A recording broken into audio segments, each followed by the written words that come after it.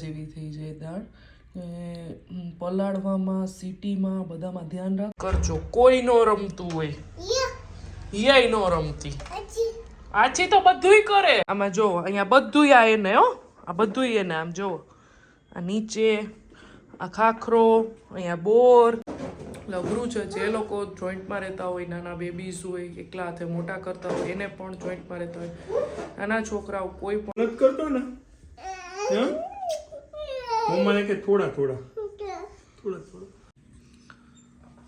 ચલો, જય શ્રી કૃષ્ણ બધાને, જય જલારામ. કેમ છો બધા? તો સવારનો ટાઈમ છે અને આંસીબેન આજ સવાર વહેલા ઉઠી ગયા હતા એટલે બધું આમ તેમ હજી પડ્યું છે. હજી બધું મારે વાઇન્ડ અપ કરવાનું બાકી છે. પહેલાં મેં ફટાફટ નાસ્તાની તૈયારી કરી ને રસોઈની તૈયારી કરી.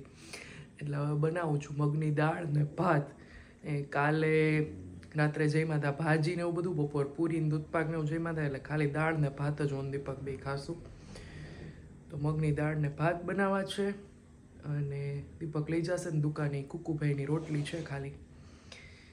તો ફટાફટ બનાવી લઉં. મગની દાળની બહુ બધા રેસીપી માગે છે એટલે મેં કીધું લાવો તો હું પહેલાં રેસીપી આપી દઉં બધાને. તો ચલો બતાવું કેમ બનાવું છું મગની દાળ. બરાબર, મગની દાળ માટે મેં અહીંયા 5 થી 6 પાવડા જેટલું ઓઇલ લીધું છે. એમાં સૌથી પહેલાં હિંગનો વઘાર કરી લીધો છે. તમે રાઈ, જીરું કે લીમડો કે જે એડ કરતા હોય એ કરી દેવાનું અત્યારે જ. પછી મેં 1 કપ જેટલી દાળ લીધી છે, એને 2 કલાક માટે પલાળી દીધી છે અને એમાં 2 કપ જેટલું પાણી એડ કરી દીધું છે અને પાણી સહિત જ દાળને વઘારી દીધી છે. પછી એમાં બેઝિક મસાલા નમક, હળદર, ધાણા જીરું ને મરચું. અમે લસણ, ડુંગળી, ટમેટાં કે આદું કંઈ એડ કરતા નથી. તમે જે કાંઈ પણ એડ કરતા હોય બેઝિક મસાલાની સાથે જ એડ કરી દેવાનું અને પછી એને ચમચાથી વ્યવસ્થિત ચલાવી લેશું એટલે બધા મસાલા એકદમ સરસ મિક્સ થઈ જાય. પછી આપણે આને મીડિયમ ફ્લેમે 1 સીટી થવા દઈશું. દાણો તો જ આખો રહે મગની દાળનો. જો તમારે ગળેલી થોડીક જોતી હોય તો તમારે 2 સીટી કરી લેવાની. અહીંયા મીડિયમ ફ્લેમ હવે 1 સીટી થઈ જાય એટલે આપણે ગેસની ફ્લેમ ઓફ કરી દઈશું. અને જો દાણો રહ્યો એ ચડી ગયો છે, જો હું તમને કરીને બતાવું.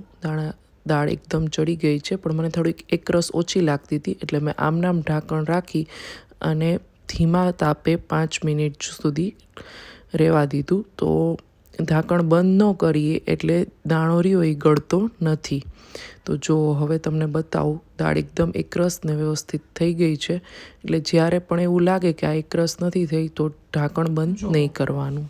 બની ગઈ છે આપણી એકદમ મસ્ત દાળ. થોડુંક તેલ વ્યવસ્થિત જ નાખવાનું, સાવ લોંદા જેવી થઈ જાય દાળ. પલાળવામાં, સીટીમાં બધામાં ધ્યાન રાખશો ને એટલે એકદમ સરસ જો આખો દાણો રહેશે અને લચકા જેવી સરસ દાળ થશે. અને જો આ સાઈડમાં આમ તેલની તરી દેખાય છે ને, એ તેલ આમ છૂટી રાખે, નકર સાવ બધી ભેગી ભેગી ને એકદમ ગળેલી લાગે. એટલે થોડુંક તેલ વ્યવસ્થિત નાખવાનું. બરાબર, જરૂરથી ટ્રાય કરજો અને મને કહેજો. ચલો, અંશુબેન ઉઠી ગયા છે, સવારે વહેલા ઉઠ્યા હતા. શું દા નથી પીવાની? રમવું છે આનાથી તારા? મજા આવે? ઓકે.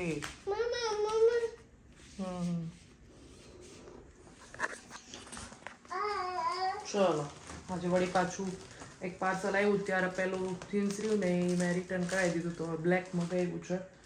તોય મને આનો કલર થોડોક છે ને આમ લાઇટ જ લાગે છે, ખબર નહીં. એ પેટર્ન તો મેં મગાવી હતી જ છે ને, વાઇડ લેગ જ છે, પણ કલર થોડોક ડલ લાગે છે. હવે જોઈએ દીપક જેમ કહે એમ. બરાબર. ક્યાં રબડ નાખવા છો? હે? ક્યાં રબડ નાખવા છો? બોલો, આ 2 માંથી કયું નાખું છું?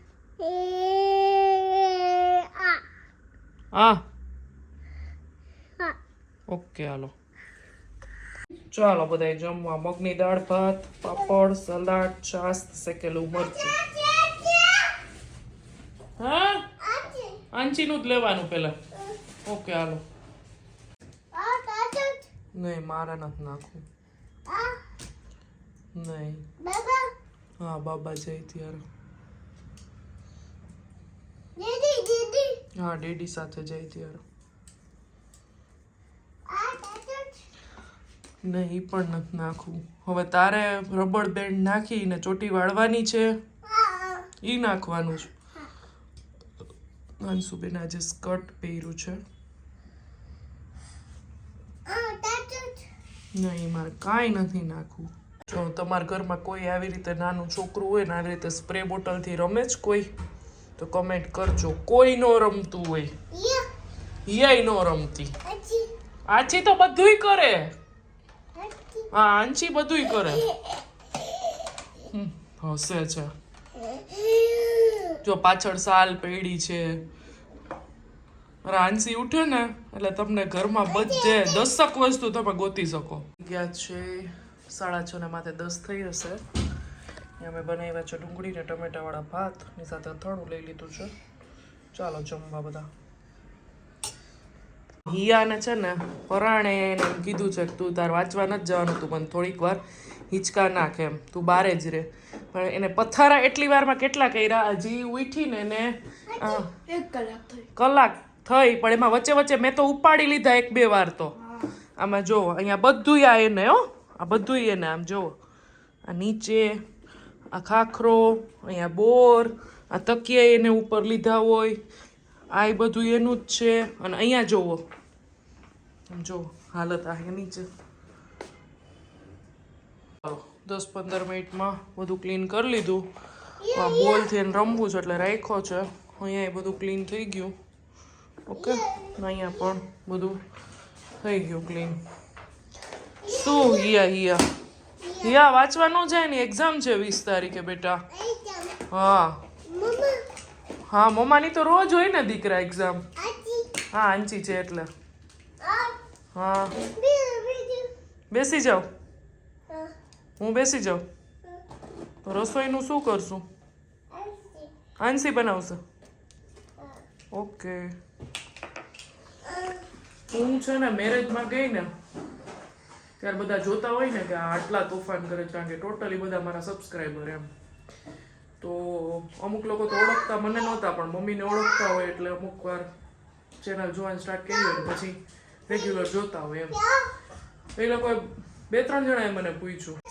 1 મિનિટ હો બેટા.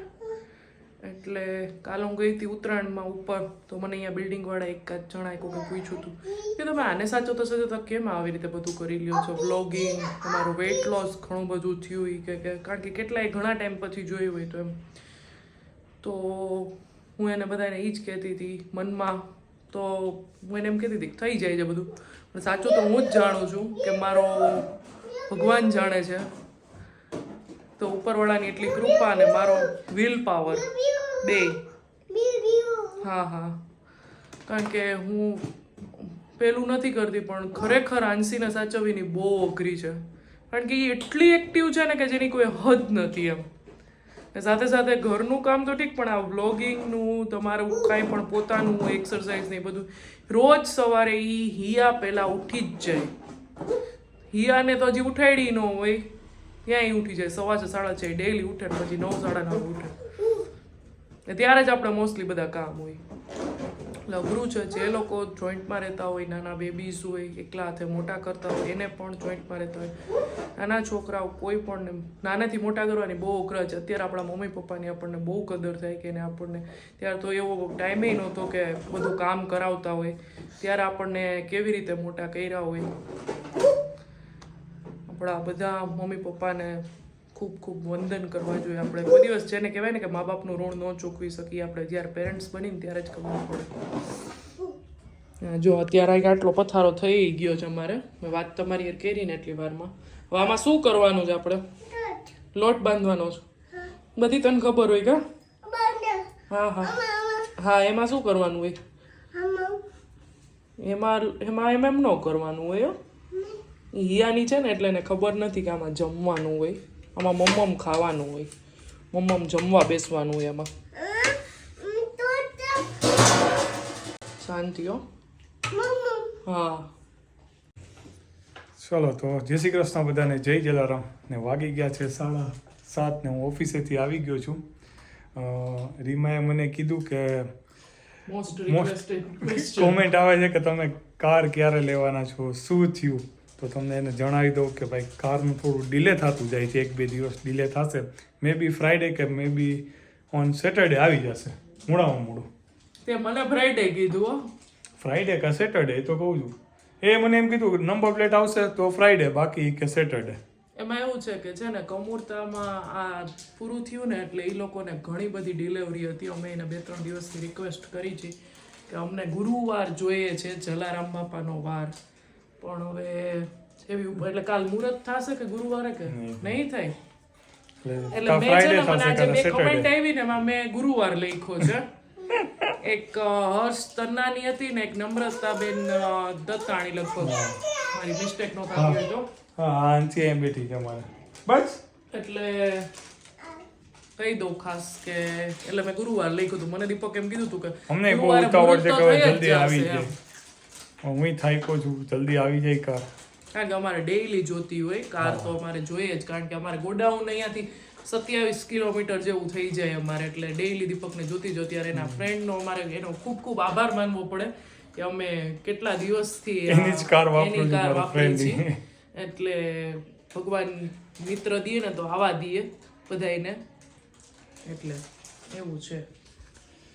શું બાકી આજે અમારા માટે જમવામાં કઈ નવીનતા? ભાખરી કરવી છે ને જે શાક ખાવું હોય ઈ.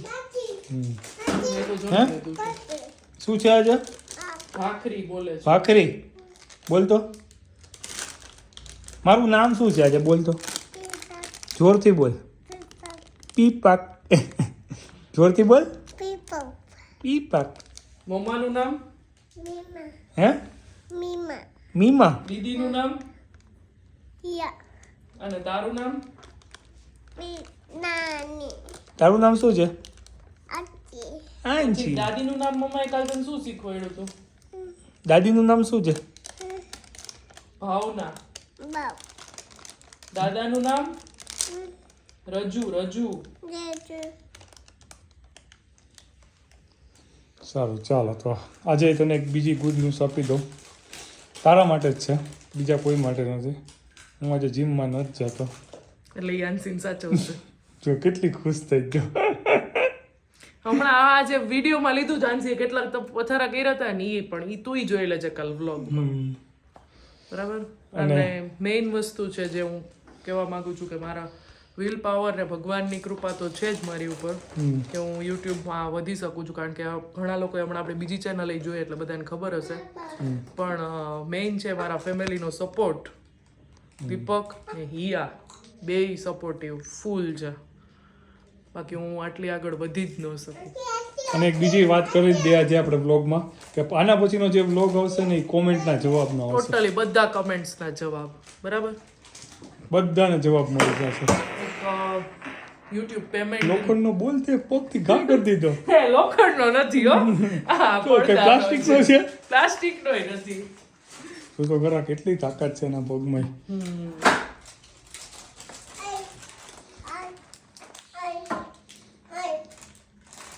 તોફાની નથી હો મારો કાનો. તોફાન તો થોડા કરતો હોય, બહુ નથી કરતો. થોડા કરે જ ને, બહુ નથી કરતો ને. મમ્માને કે થોડા.